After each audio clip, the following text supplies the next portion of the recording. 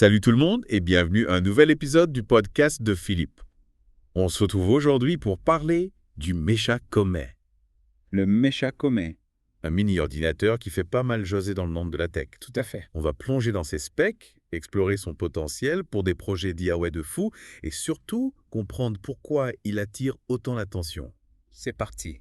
Restez branchés. Alors, ce qui est fascinant avec le Mecha Komet, c'est sa modularité. Sa modularité. On peut le personnaliser à l'infini pour qu'il s'adapte à nos besoins. Ah, ça change la donne. Complètement. C'est comme un Lego pour geeks. Exactement. On parle de module pour un clavier, une manette de jeu, et même module GPIO pour bidouiller avec l'électronique. L'idée de Mecha, c'est d'encourager les makers à s'approprier la technologie. C'était dit. Ils ont mis les plans et la documentation en open source, donc tout le monde peut créer ses propres modules et les partager avec la communauté. Attendez, on pourrait donc transformer le Mecha Komet en drone, Oui, en téléphone Linux. tout à fait.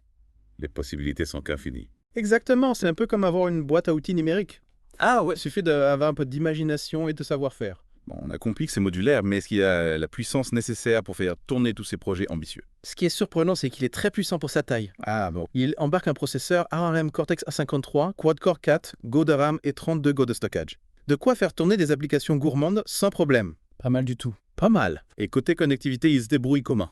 Il est très bien équipé Wi-Fi Bluetooth 5.0 pour Ethernet USB 2.0 et même un emplacement M.2 pour ajouter un disque SSD. Sérieux? On a aussi un écran tactile, une caméra et une batterie qui tient la route. Waouh, on dirait qu'ils ont pensé à tout. Ils ont essayé. Mais parlons un peu du système d'exploitation. Oui. J'ai cru comprendre qu'il tournait sur Linux. Oui, il tourne sous Mechanix OS, une distribution basée sur Debian. C'est un choix stratégique qui donne accès à une Logitech gigantesque et à une grande liberté de personnalisation. Plus de 60 000 paquets logiciels, c'est ça. Oui, c'est ça. On peut installer presque n'importe quelle application Linux. Exactement. L'interface graphique est développée en Rust sous Wayland, ce qui garantit une expérience utilisateur fluide et agréable. Ok, donc on a un mini-ordinateur modulaire, puissant, bien connecté sous Linux. Tout à fait. Ça commence à faire beaucoup d'arguments. Mais comment se positionne-t-il face au Raspberry Pi, qui est un peu la référence dans le monde des mini-PC pour le DIY? Alors, le Raspberry Pi est une excellente plateforme, c'est indéniable, mais le Mecha Komet se distingue par sa conception axée sur la portabilité et sa modularité poussée. Il est conçu pour être facilement transportable et adaptable à une multitude de projets. D'accord, donc si je comprends bien, le Mecha Komet est plus polyvalent. Disons qu'il offre une nouvelle dimension à l'univers des mini-ordinateurs, notamment pour les projets qui nécessitent une interface utilisateur complète et des capacités d'extension avancées. Et le fait qu'il soit open source, ça change quoi, concrètement, pour les utilisateurs? L'open source, c'est la clé de voûte du projet. Ça signifie que tout le monde a accès au code source et au pilote. On peut donc personnaliser l'appareil en profondeur, développer de nouveaux modules et partager ses créations avec la communauté. C'est une approche collaborative qui favorise l'innovation et la créativité, c'est ça. Tout à fait. Imaginez une communauté de passionnés qui créent et partagent leurs propres extensions des applications. On parle d'un écosystème dynamique et en constante évolution. Incroyable. On dirait vraiment que le Mecha Komet a le potentiel de révolutionner le monde du DIY. Je pense aussi. Affaire à suivre. Tout à fait. Et en parlant de communauté, vous savez que Meshach a annoncé son lancement sur Kickstarter Ah oui, c'est vrai. pour début 2025. Ça va permettre aux gens de soutenir le projet et d'avoir le Mecha Komet en avant-première. Exactement. Est-ce qu'on connaît déjà le prix? Le prix de lancement devrait être autour de 150 €. 150 €. C'est plutôt raisonnable pour un appareil aussi polyvalent. Oui. Surtout si on le compare au prix d'un ordinateur portable ou d'une console de jeu. Effectivement, ça le rend accessible à un large public. Et pour ceux qui se posent la question, est-ce qu'on a des infos sur le design? Alors, à première vue, il a l'air assez élégant et ergonomique, Oui. avec un format compact qui tient facilement dans la main, mais que semble avoir soigné l'aspect esthétique sans sacrifier la fonctionnalité. C'est important de proposer un appareil qui soit à la fois performant et agréable à utiliser. Bien. On voit qu'ils ont pris en compte les besoins des utilisateurs. Exactement. Et il y a un autre aspect important qu'il ne faut pas négliger, Lequel? la réparabilité. Ah oui, Le Mecha Komet est conçu pour être facilement réparable, c'est un bon point. ce qui est un atout majeur pour sa durabilité et son impact environnemental. C'est vrai, on est de plus en plus sensible à la question de l'obsolescence programmée. On veut des appareils qui durent et qu'on peut réparer soi-même si besoin.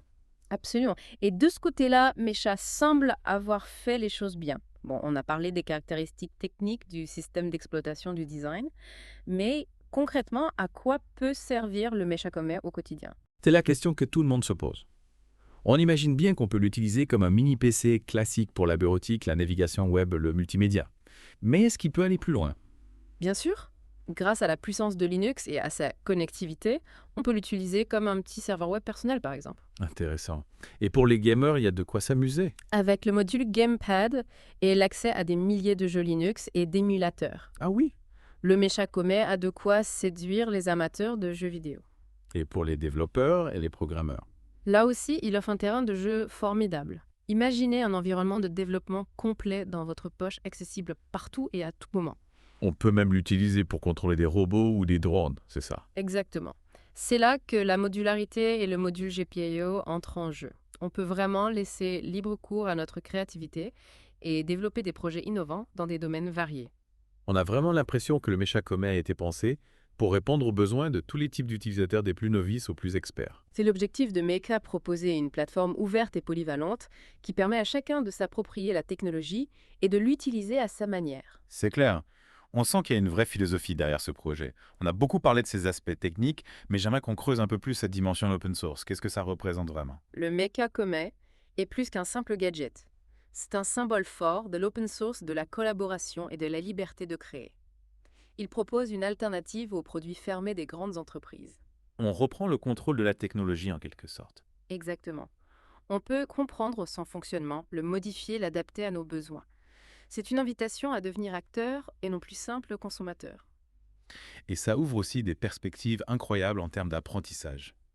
Je vois déjà des jeunes passionnés découvrir la programmation, l'électronique et la robotique grâce au Mecha Kome.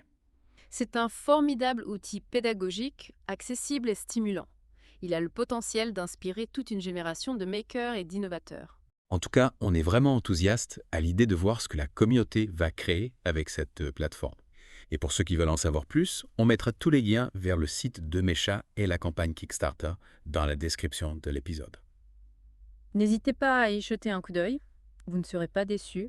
Et si vous avez des questions, des idées ou des projets à partager, n'hésitez pas à nous contacter. On est toujours ravis d'échanger avec la communauté. C'est tout pour aujourd'hui. Merci de nous avoir écoutés et à bientôt pour un nouveau plongeon dans les profondeurs de la technologie.